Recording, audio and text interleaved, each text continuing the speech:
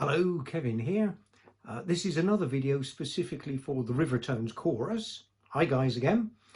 On this occasion we're going to look at the start of two more songs that is.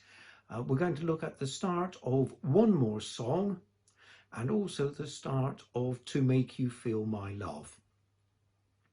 We'll also have a look at some little tips and tricks on how to hit that first opening note. So let's dive straight in and go over to the keyboard. So let's start by having a look at One More Song. We can see from the key signature that we are in the key of A flat. You will remember that it's the last but one flat sign towards the right that tells us the name of the key. So in this case we're looking at A flat.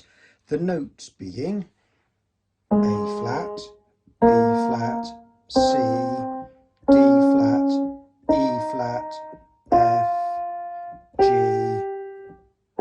and back to A flat again. So if we're in the key of A flat, the pitch is going to be blown as A flat.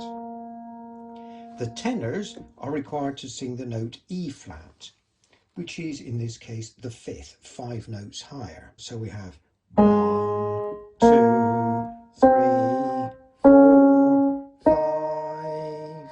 So that's the start note for the tenors. The leads also sing E flat, but an octave lower than the tenors. So starting from A flat,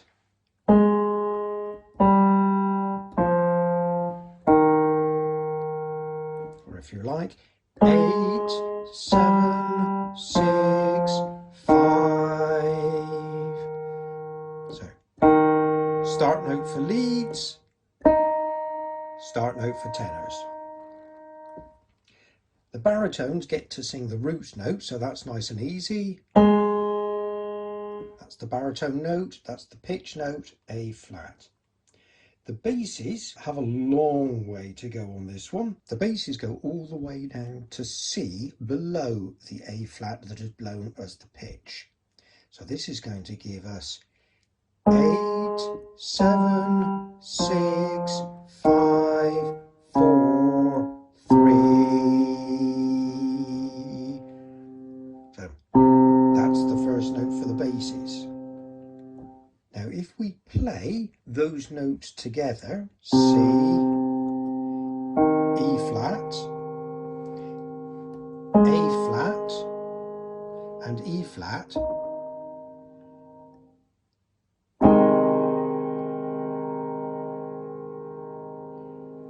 that is our opening chord and is an A flat major chord, the root chord of the key of A flat that the song is written in. Now if we turn our attention to the opening of To Make You Feel My Love, we can see from the key signature, which is 1 flat, that we are in the key of F major.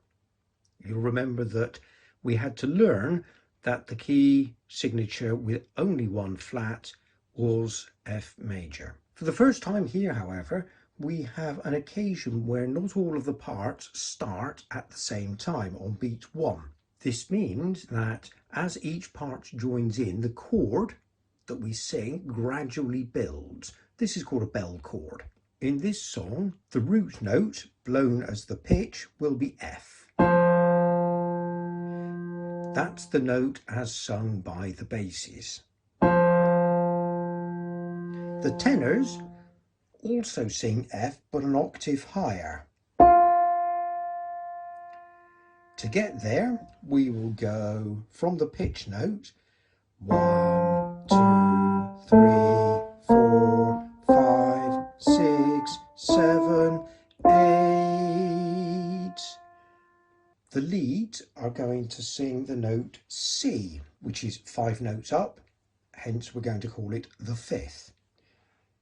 1, 2, 3, 4, 5. That's the lead start note. And the baritones are going to sing the note A, which is the 3rd note up, or the 3rd. 1, 2, 3, or if you prefer, do, re, mi.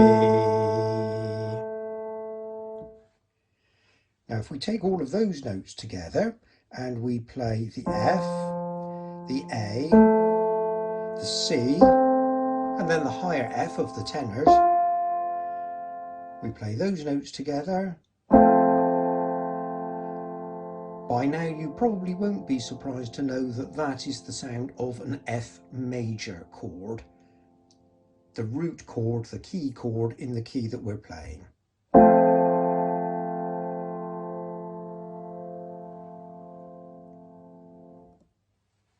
You have probably noticed that the notes we often sing at the beginning of a piece are the root note, the third, or the fifth. The notes can be an octave higher than the note is blown, or indeed an octave lower than the note is blown. Obviously, these aren't all of the possible notes that we could sing, but they are the most common. This means if we can learn to recognize the sounds of these notes, or intervals, as we call them, then they become easier to sing without having to do all these mental gymnastics of counting from 1 to 5 or 1 to 8 or 8 to 1. And the easiest way to do this is to learn the sound as it applies to some specific songs. This week's handout gives you a list of songs for starters. If you think of the song Somewhere Over the Rainbow, the first note on the word some is the root note. The second note on the word where is also the root note, but an octave higher.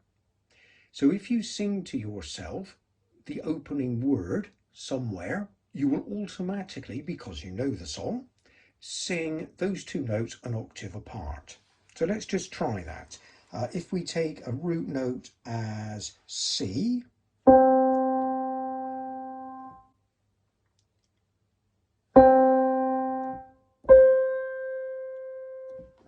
somewhere, and that gives us our octave. It doesn't matter what the start note is though. If we started on, let's say, A, some, I have to follow it an octave higher. Where, somewhere. It's exactly the same interval between the notes and therefore the same sound. We're just starting on a different pitch. Let's go down to G. Some. Now if you can sing that note, some, you already know what the next note is. That's G, an octave higher. Somewhere.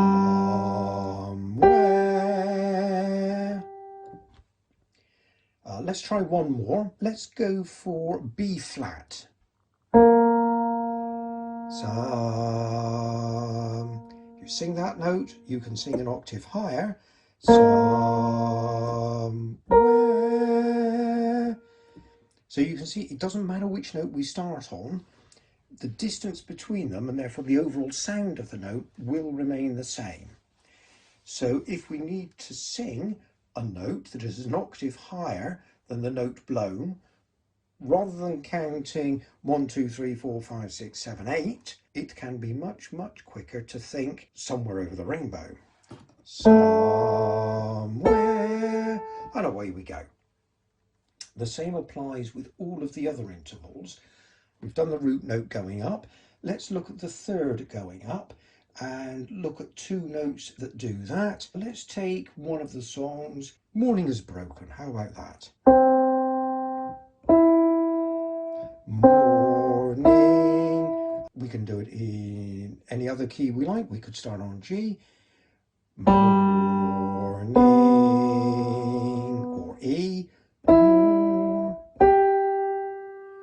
That's the sound of the third. Technically it's a major third, but we're going to call it a third. We can use some of the other suggestions as well, just so that you can hear those. While share, and so on. Oh, when the saints. Oh, when the saint, and so on. For he's... You get the idea. Pick one that you can remember really, really easily and use that as your reference tool. If we look at fifths, Twinkle Twinkle Little Star is the classic. Twinkle, twinkle. Okay, so it's the bit between the two twinkles. So you have root, root, fifth, fifth, twinkle, twinkle, and that's the gap we're looking for. The first two notes of the Star Wars theme, if you're familiar with that. Da, da, da, da, da, da, and off it goes. So let's have a look at coming back the other way. Octaves downwards.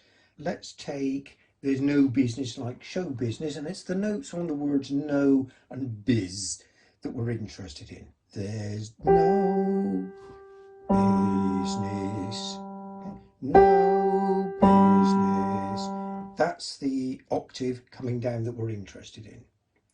If we're looking at the third coming down, Swing Low, Sweet Chariot is the classic one here. Swing low, swing low. Or you can use Summertime, and it's the word summer. Summer. And then our fifth coming down, I like the Flintstones theme for this one, because you're simply using Flintstones. Okay, Flintstones. Nice and easy. Again, it doesn't matter what the start note is.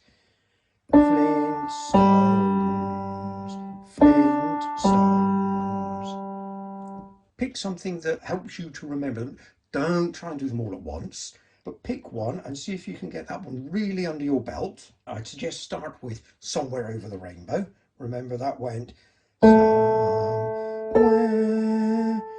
Get that so you can hear that sound and sing that sound comfortably and confidently, and then move on and perhaps try No Business Like Show Business, which is the octave going the other way, and then have a look at the other intervals in due course. It's not a race, there's no hurry. Learn them little bit by little bit. So that's it for this video. We'll see you in the next one, when we're going to look at a tool to help us pitch notes accurately in the first place. See you next time.